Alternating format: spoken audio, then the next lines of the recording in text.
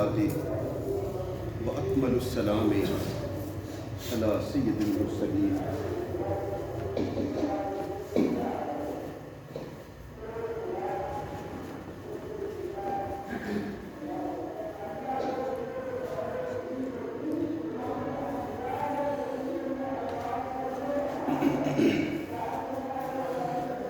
خاتم النبيين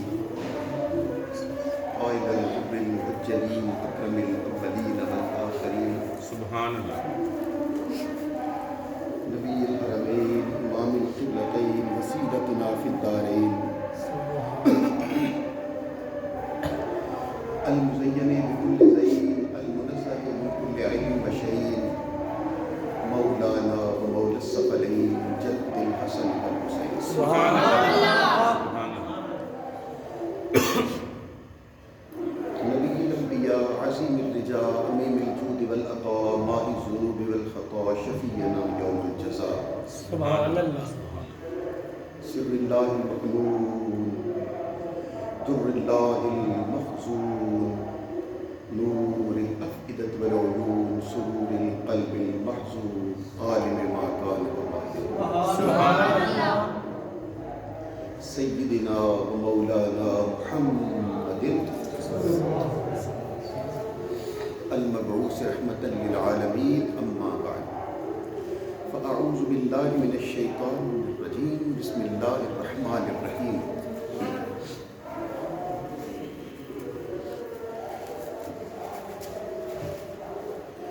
واذكر في الكتاب مريم إذ انتبذت من أهلها مكانا شرقيا سبحان اللہ. صدق الله مولانا العظيم وصدق رسوله النبي الكريم الأمين إن الله وملائكته يصلون على النبي یا نبی. يا أيها الذين آمنوا صلوا عليه وسلموا تسليما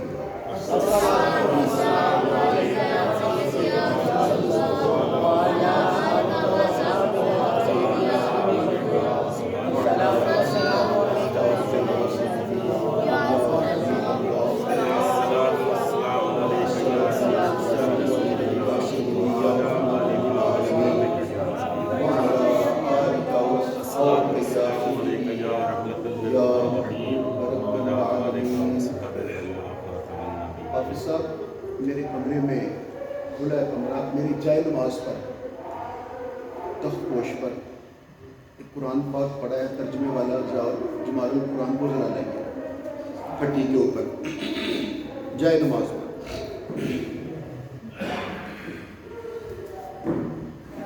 جزاک اللہ. حضرات محترم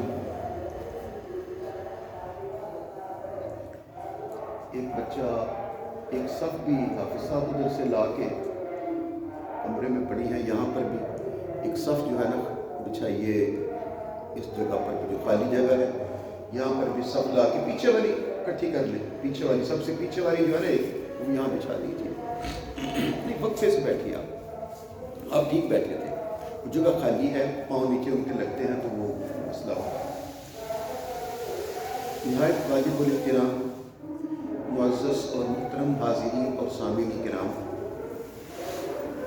آج کی حاضری کے لیے میں نے آپ کی خدمت میں سورہ مریم کی ایک آیت کریمہ تلاوت کی ہے اور اس سے آگے مستقل عنوان ہے مضمون ہے جو خالق کائنات نے قرآن مجید میں بیان کیا ہے تو میں آپ کی خدمت میں ہدیہ کر رہا ہوں. جزاک اللہ.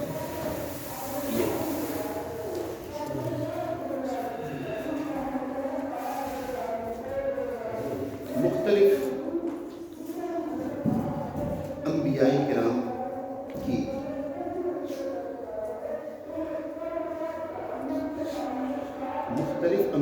کرام کی ولادت کا ذکر اور مختلف انبیاء کرام کے میلاد کا ذکر اللہ نے قرآن مجید میں بیان فرمایا. سبحان اللہ.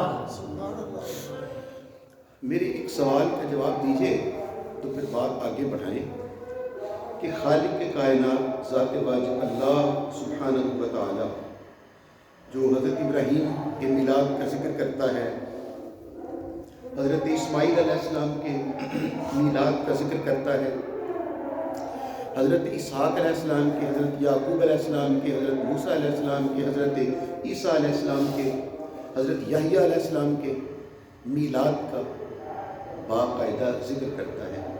ہم پڑھتے ہیں، آپ نے بھی اکثر سنے ہوں، ابھی میں آپ کے سامنے بیان کر رہا ہوں۔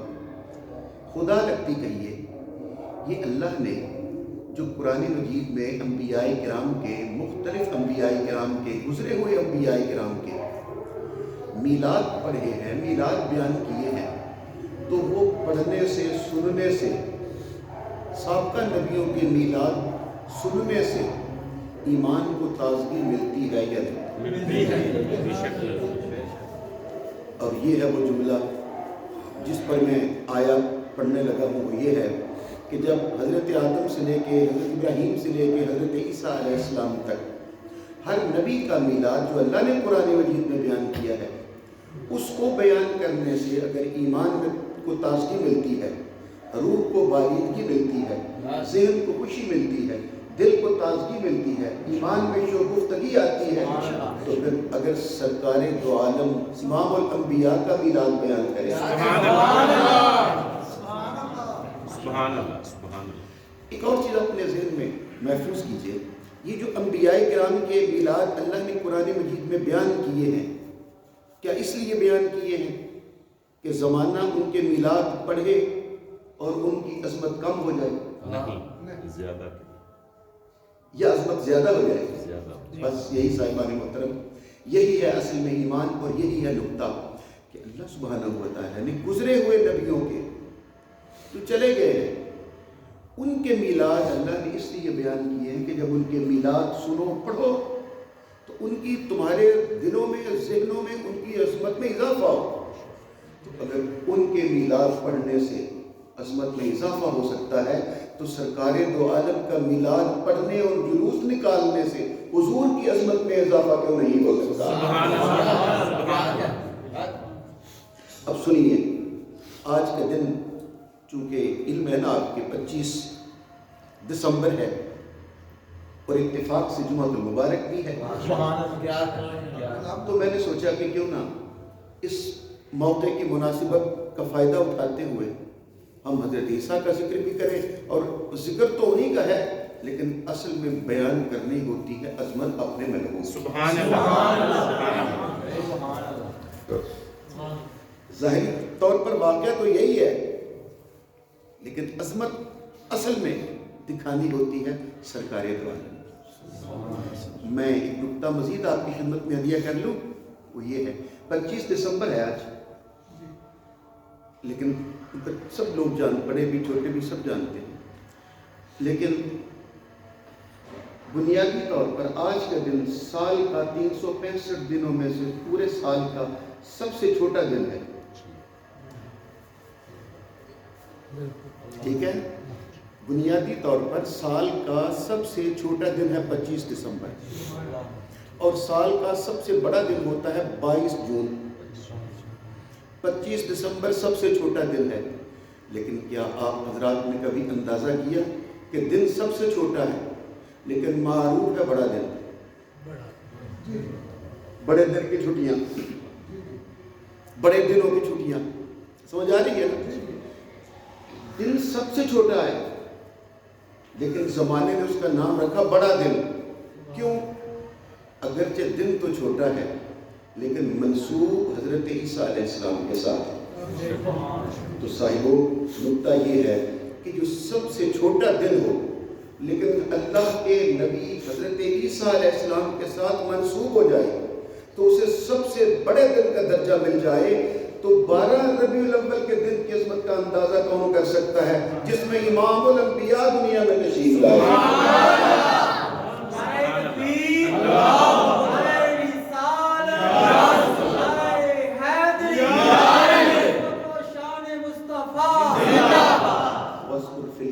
مریم، ذکر کیجئے اپنی کتاب میں حضرت سیدہ مریم علیہ السلام کا، اذ انتبذت من اہلہا مکانا شرقیا، جب وہ اپنے گھر والوں سے الگ ہو کر، جدا ہو کر بیت المقدس کے مشرقی کنارے میں، مشرقی کونے میں جب وہ اعتکاف گاہ بنا کے بیٹھ گئی، کس شان میں، کس انداز میں؟ قرآن کہتا ہے فَاتَّخَذَتْ مِن دُونِهِمْ حِجَابًا، اس نے لوگوں سے محفوظ رہنے کے لیے اپنے ارد گرد ایک حجاب کھڑا کر لیا، جیسے رمضان المبارک میں ہم اعتکاف کرتے ہیں۔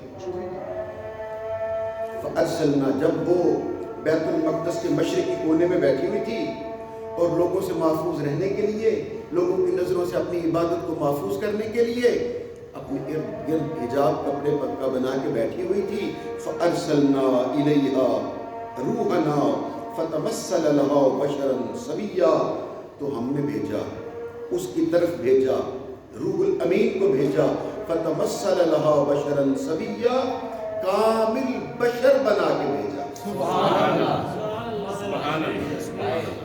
یہ ہے نقطہ، ہم نے یہ اللہ سبحانہ و تعالیٰ قرآن میں بیان کر رہے ہیں، ہم نے بھیجا اس کی طرف، جبریل امین کو بھیجا، روح الامین کو بھیجا اور کامل بشر بنا کے بھیجا۔ اب جیسے ایک نوجوان لڑکے، ایک جوان مرد کو اپنے حجرہ اعتکاف کے قریب آتے ہوئے دیکھا، حجرہ اعتکاف کے سامنے آتے ہوئے دیکھا، بی بی مریم نے پہچان نہ سکی، فوراً کہتی ہے قالت، انہوں نے کہا انی اعوذ بالرحمن منک ان کنت تقیا، اگر تیرے دل میں اللہ کا ذرا سا بھی خوف ہے تو میرے حجرہ اعتکاف سے دور ہو جا، کیوں آیا ہے میرے حجرہ اعتکاف کے قریب؟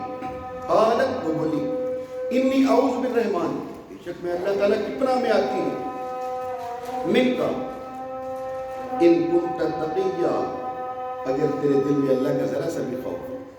یہ دو طرح کا ان پڑھا جاتا ہے، ایک معنی یہی ہے اگر تیرے دل میں اللہ کا خوف ہے، تقی متقی ہے، تو پرہیزگار ہے، دور ہو جا۔ اور اس کا ایک دوسرا معنی بھی ہے جو عرفاء کے نزدیک ہے، وہ یہ ہے کہ ان کنت تقیا، اگرچہ تو متقی ہے، یہ ہے عرفاء کے نزدیک یہ بھی اس کا ایک معنی کیا جاتا ہے کہ اگرچہ تو متقی ہے، اگرچہ تو پرہیزگار ہے، اگرچہ تو نیک ہے، اگرچہ میں سمجھ رہی ہوں کہ تیرا ارادہ میرے اوپر حملہ کرنے کا نہیں ہے، ان کنت تقیا، اگرچہ تو تقی ہے، متقی ہے، پرہیزگار، اس کے باوجود دور ہو جا۔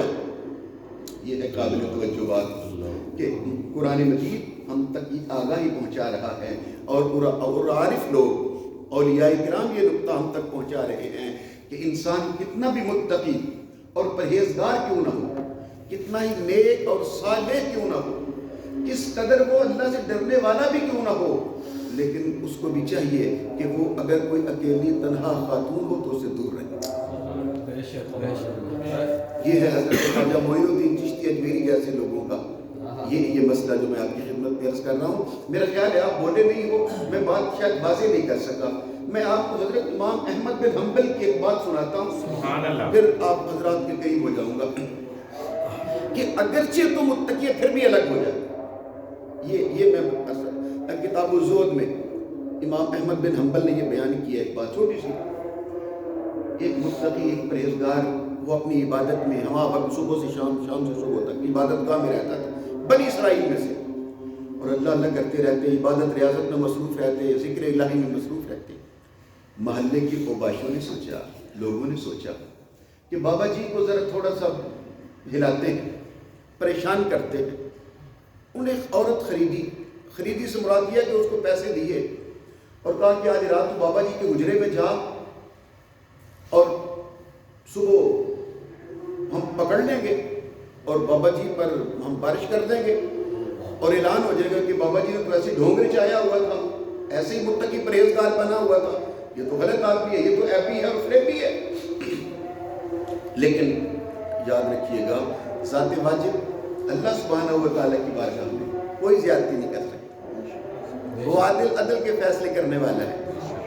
خاتون آ گئی، بارش ہو رہی تھی، اسی طرح کی ٹھنڈی راتیں تھیں، سخت سردی کی راتیں تھیں، ٹھنڈی رات تھی۔ اس خاتون نے دروازہ کھٹکھٹانا شروع کیا، بابا جی نے دیکھا دروازہ نہیں کھولا، اس نے پھر دروازہ کھٹکھٹایا، دیکھا نہیں کھولا، تیسری بار پھر اس نے دروازہ کھٹکھٹایا، بابا جی نے دروازہ کھول دیا۔ وہ آئی اور بابا جی اپنی نماز کے لیے کھڑے ہو گئے، نفل پڑھنا شروع کر دیے. وہ پاس لیٹ گئی. لیٹے لیٹے اس نے کروٹیں بدلنا شروع کر دی. بابا جی کو اپنی طرف برگلانا شروع کر دیا، پھسلانا شروع کر دیا. اور پھر امام احمد بن حنبل اسے بیان کرتے ہیں کہ اپنے اعضائے مستور وہ دکھانے لگی تاکہ کسی طرح بابا جی کو اپنی طرف وہ راہ مائل کر سکے، اپنی طرف بابا جی کو پھسلا سکے. لیکن بابا جی وہ پکے تھے، وہ نفل پڑھتے رہے. اور پھر اس نے آواز دے کے کہا، مثال کے طور پہ کہا ہوگا کہ کیا تم خواجہ سرا ہو؟ اس طرح کی کوئی بات کی ہوگی کہ شاید بابا جی کو میں اس طرح نہیں تو اس طرح میں اشتعال دلا سکوں. اور پھر کتابوں میں آتا ہے وہ بابا جی اٹھے اور فرمایا تیرے قریب آنے سے پہلے مجھے تھوڑا سا اندازہ کر لینا چاہیے اس کے نتیجے کا بھی.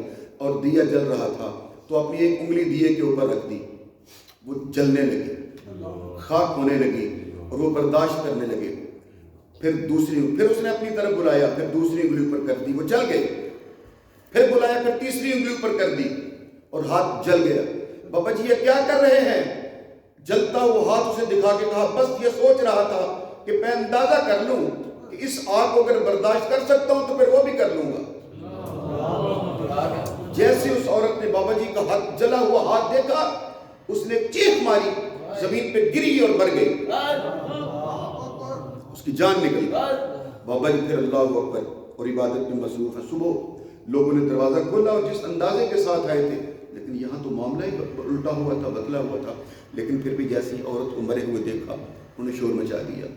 بابا جی غلط آدمی ہے اور انہوں نے اس خاتون کے ساتھ زیادتی بھی کی ہے اور مار بھی دیا ہے. جب لوگ پکڑ کر بابا جی کو قاضی کے پاس لے گئے سزا دلانے کے لیے، اور قاضی نے جب دیکھا مری ہوئی عورت کو اور لوگوں کو کہ ہم نے دروازہ کھول کر اس اندر سے نکالا ہے، قاضی نے کہا سزائے موت سنائی جاتی ہے. بابا جی نے کہا میں تمہاری سزا بھگتنے کے لیے تیار ہوں، صرف 2 نفل پڑھنے کی اجازت مل جائے، پڑھ لو. بابا جی نے 2 نفل پڑھے اور پھر اللہ کی بارگاہ میں ہاتھ اٹھاتے ہوئے کہا باری تعالیٰ مجھے اچھی طرح علم ہے، مجھے یقین اور بھروسہ ہے اس بات کا کہ جو جرم میں نے کیا نہیں ہے تو مجھے اس کی سزا نہیں دے. اگر سمجھ آ رہی ہو تو پھر کہیے ذرا. اور دوسرا جملہ اس سے بھی آگے کا ہے، کہتے ہیں پہلا مجھے یقین ہے جو جرم میں نے کیا نہیں اس پر تو مجھے سزا نہیں دے گا، اور باری تعالیٰ میں تو تیرے پاس آنے کے لیے تیار ہوں کہ مجھے پھانسی چڑھا دے، مار دے، قتل کر دے، میں تو تیرے پاس آنے کے لیے تیار ہوں. لیکن باری تعالیٰ تیرے بندے کا نام بعد میں آنے والوں کے لیے ذلت سے لیا جائے گا، اور میں نہیں چاہتا کہ میں تو آ جاؤں مگر میرا نام میرے پیچھے ذلیل لوگوں میں، گندے لوگوں میں میرا نام لیا جائے. ابھی اتنا کہنے کی دیر تھی کہ وہ خاتون جس کی لاش پڑی ہوئی تھی اس میں تھر تھراہٹ ہوئی اور وہ خاتون اٹھ کے بیٹھ گئی. لوگ ڈرے پیچھے بھاگے، اس خاتون نے کھڑے ہو کر کہا اب جانے کی ضرورت نہیں، میرا اعلان بھی سن لو. سبحان اللہ. اس میں کوئی شک نہیں کہ میں لوگوں نے کہا تو مر چکی تھی، کہا میں تو مر چکی تھی، لیکن اس درویش کی دعا کی برکت سے اللہ نے مجھے زندہ کیا تاکہ میں اس کے حق میں گواہی دے سکوں. اور میری بات سننے سے پہلے بابا جی کا ہاتھ دیکھو. لوگوں نے بابا جی کا ہاتھ دیکھا، وہ جلا ہوا تھا. اس خاتون نے کہا بابا جی نے دیے کے اوپر، شمع کے اوپر ہاتھ رکھ کے ایک ایک کر کے انگلی کو جلا دیا تاکہ اس آگ سے جہنم کی آگ کا اندازہ کر سکے. وہ خاتون تو اتنا کہہ کر وہ جنگلوں کی طرف پلٹ گئی، اللہ کا ذکر کرتے ہوئے جنگلوں کی طرف پلٹ گئی. لیکن قیامت تک کے لیے اللہ سبحانہ و تعالیٰ نے ثابت کر دیا کہ جو سچے لوگ ہوتے ہیں اور دیانت پر استقامت کے ساتھ کھڑے رہتے ہیں، ان کی پاکیزگی کی گواہی دینے کے لیے اللہ مردوں کو بھی زندہ کر دیا.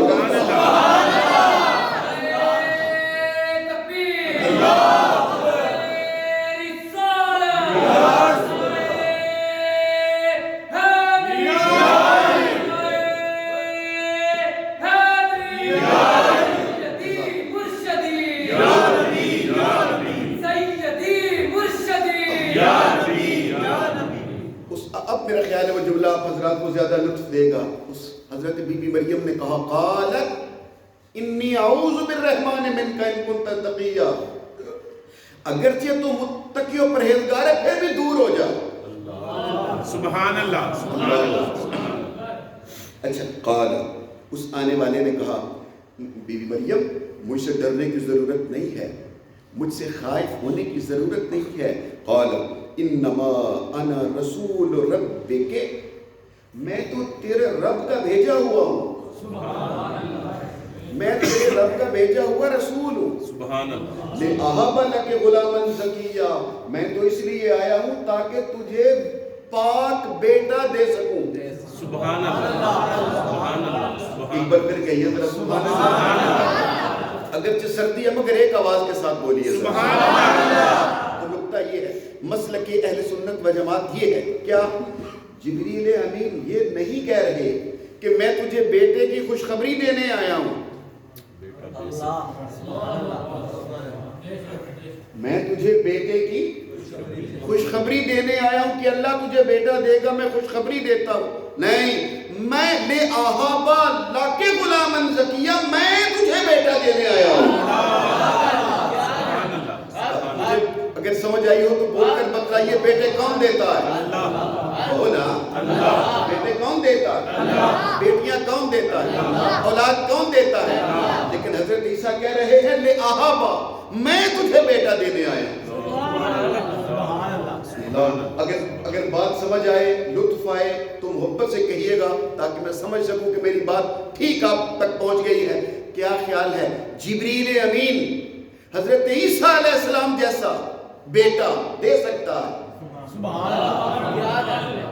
جبریل امین عیسیٰ علیہ السلام جیسا بیٹا، یہ جملہ قابل توجہ ہے. جبریل اور بیٹا بھی کیسا ہے؟ عیسیٰ جیسا بیٹا دے سکتا ہے.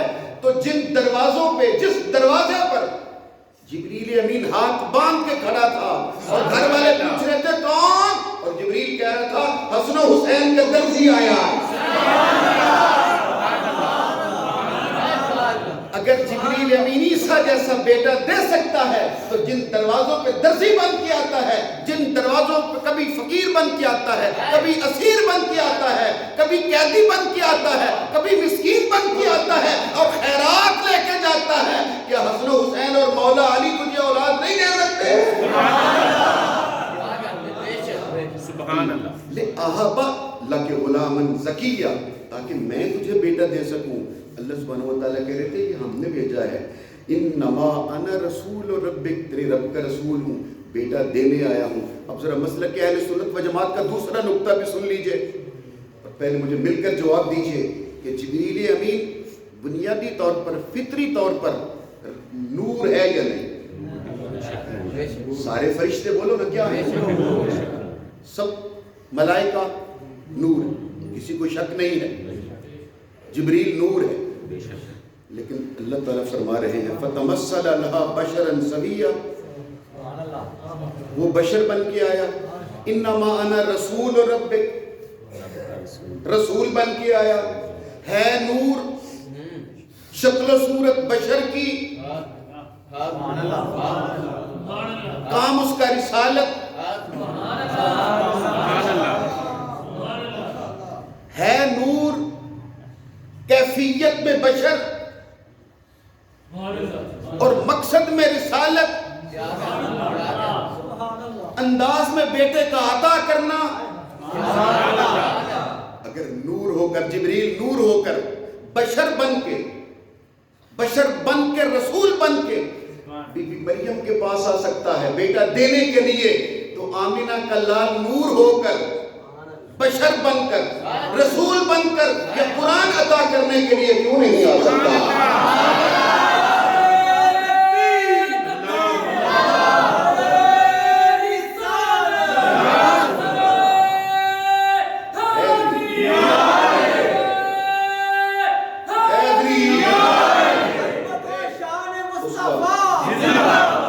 شکر ہے اس مالک کا کہ جس نے ہمیں یہ سعادت بخشی کہ ہمیں اہل بیت اطہار کے ذکر کی سعادت بخشی، کرنے کی اور سننے کی.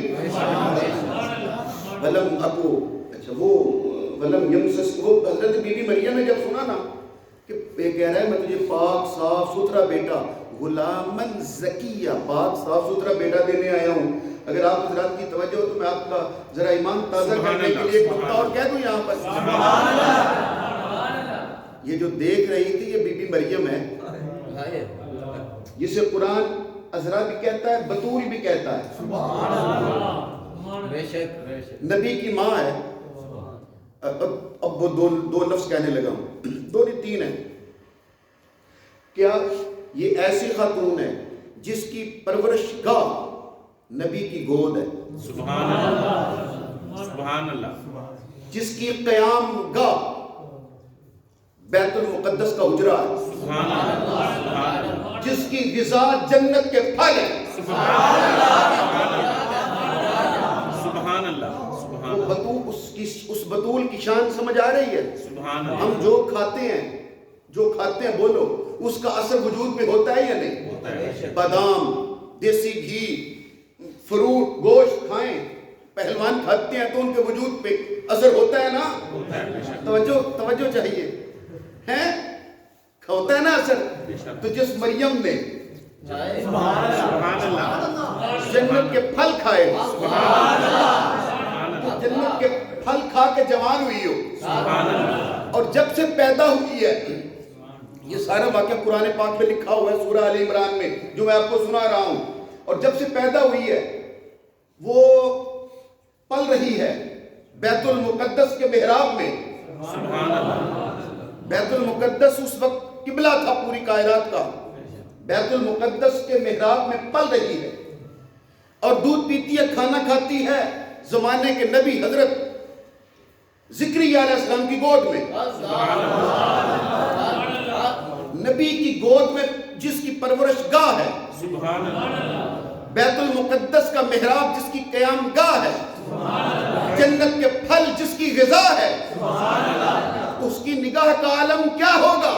لیکن جب جبریل امین آئے تو نہ پہچان سکی یہ کون ہے. بس یہی تھا میرا نقطہ، یہی تھا نقطہ. ارے جنت کا پھل کھانے والی، نبی کی گود میں پرورش پانے والی، بیت المقدس کی محراب میں پل کر جوان ہونے والی بی بی مریم نے بھی جب جبریل امین کو دیکھا جو نور تھا مگر بشر بن کے آیا، پہچان نہ سکی. جبریل نے خود بتلایا میں رسول ہوں، میں جبریل ہوں، روح الامین ہوں، اللہ نے بھیجا ہے. خود نہ پہچان سکی. ارے جب اس طرح کی عزت کے ساتھ پرورش پانے والی بی بی مریم حضرت جبریل امین کو نہیں پہچان سکتی یہ کون ہے؟ مولوی تو نے تو کچھ بھی نہیں کیا، تو کیسے پہچان سکتا ہے؟ مصطفیٰ میرے جیسا ہے کہ تیرے جیسا.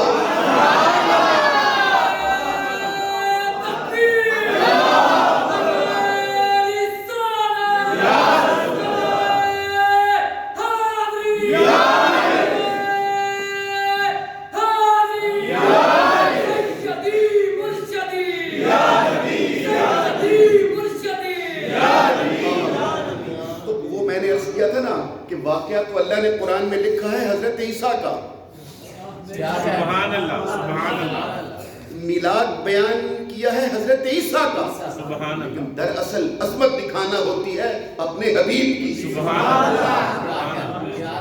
میرے خیال وقت مختصر ہو گیا، وقت اختتام پذیر ہو گیا. قال انما انا رسول ربک لہب لک غلاما زکیہ. قالت، اس نے کہا، انا یکون لی غلام، میرے ہاں بچہ کیسے؟ ولم یمسسنی بشر، مجھے تو آج تک کسی بشر نے چھوا تک نہیں ہے. ولم اکو بغیہ، اور میں باغی بھی نہیں ہوں، یعنی بدکار بھی نہیں ہوں، بری بھی نہیں. ایک جملہ پھر کہنے لگا ہوں، ولم یمسسنی بشر، اور مجھے تو آج تک کسی بشر نے چھوا نہیں ہے، مس نہیں کیا. تو کیا حضرت زکریا علیہ السلام کی گود میں پرورش نہیں پا رہی تھی؟ معلوم ہوا کہ اللہ کے نبی چاہے شان بشریت کے ساتھ آتے ہیں مگر انہیں بشر کہتے نہیں ہیں. مجھے تو کسی بشر نے چھوا تک نہیں. آگے کہتے ہیں ولم اکو بغیہ، اور میں نے بدکاری بھی نہیں کی، برائی بھی نہیں کی، میں بری بھی نہیں ہوں. میرے ہاں بیٹا کیسے؟ اس آنے والے نے کہا، قال، جبریل نے کہا، کذالک، یہ ایسے ہی ہو جائے گا. کیا قال کذالک، یہ ایسے ہی ہو جائے گا. سبحان اللہ. یہ پھر کبھی اس پہ بیان کرو. قال ربک هو علی ہین، اور یہ تیرے رب کے لیے کوئی مشکل نہیں ہے، یہ تیرے رب کے لیے بہت آسان ہے. وَلِنَجْعَلَهُ آیَةً لِلنَّاسِ وَرَحْمَةً مِنَّا وَكَانَ أَمْرًا مَقْضِيًّا. اور اللہ تعالیٰ اس بیٹے کو زمانے کے لیے اپنی نشانی بنانا چاہتا ہے، وہ زمانے کے لیے رحمت بنانا چاہتا ہے. وَكَانَ أَمْرًا مَقْضِيًّا، یہ ہو چکا ہے. فَحَمَلَتْهُ، اس نے پھونک ماری، فَحَمَلَتْهُ، وہ حاملہ ہو گئی. فَانْتَبَذَتْ بِهِ مَقَانًا قَصِيًّا، جیسے ہی حاملہ ہوئی آواز قدرت آئی، یہ میرا گھر بیت المقدس ہے، دور ہو جا. دینا بھی خود چاہتا ہے، جبریل کو بشر بنا کے خود بھیجا ہے، اور بیٹا بھی پاک دینا ہے. لیکن جب بیٹے کی ولادت کا وقت آیا تو فرمایا کیا یہ بیت المقدس ہے. فَانْتَبَذَتْ بِهِ مَكَانًا قَصِيًّا، دور ہو جا. ایک بار توجہ کے ساتھ فکرہ سنیے، سب کو تو نہیں سمجھ آئے گی لیکن چلو. قصیہ، دور ہو جا. یہ باقی ساری کائنات کے لیے کہتا ہے سبحان الذی اسریٰ بعبدہ لیلا من المسجد الحرام الی المسجد الاقصی. اقصی اسے کہتا ہے قصیہ، دور ہو جا. یہ جو مسجد اقصی ہے، جو بیت المقدس ہے، قصیہ، دور ہو جا. کیوں؟ تیرے ہاں بچے کی ولادت کا وقت ہے، بچہ بھی پاک ہے، غلامن زکیہ ہے. ہم نے جبریل کو بھیجا ہے اور ہماری نشانی بن کے آ رہا ہے. وہ زمانے کے لیے رحمت بن کے آ رہا ہے، ہماری نشانی بن کے آ رہا ہے. مگر بیت المقدس سے دور ہو جا. پھر اس علی کی آمد کا عالم کیا ہوگا جس کی ماں فاطمہ بنت اسد 13 رجب کو بیت اللہ میں آئی. آواز قدرت آئی جب بی بی فاطمہ بنت اسد کو درد سے شروع ہوا. آواز قدرت آئی اے فاطمہ بنت اسد، دور جانے کی ضرورت نہیں، یہ دیوار کھل گئی ہے، اندر آ جا. نگر نگر کلی کلی، علی علی علی علی، نگر نگر کلی کلی، علی علی علی علی، چمن چمن کلی کلی، علی علی علی علی. سارے نہیں علی کا نام سب نے نہیں لیا. چمن کلی کلی، علی علی علی علی، نگر نگر کلی کلی، علی علی علی. حضرت فاطمہ بنت اسد دیکھ رہی تھی، اور یہاں اگر ایسے خانہ کعبہ ہو تو یہاں وہ حجر اسود شریف ہے جہاں پھول لگا ہوا ہے، اور یہاں سے طواف شروع کرتے ہیں. اور ایسے وہ چل رہی تھی، آواز آ رہی تھی اور یہاں تک پہنچ گئی. اب یہاں جب پہنچی کہاں اندر آ جا. تو ابھی تو آگے جانا ہے، پھر دروازے تک جانا ہے، لیکن ابھی یہیں پہنچی تھی کہ اندر کہاں سے جاؤں گی. کیا حضرت مولا علی کے ابا جان ابو طالب گھر سے چابی لے کر آئیں گے دروازے کعبہ کی؟ یہی پہنچے تھے. شاعر کہتا ہے کیا آمد علی سے کعبے کی کایا پلٹ گئی، بھولا خوشی سے اتنا کہ دیوار ہی پھٹ گئی.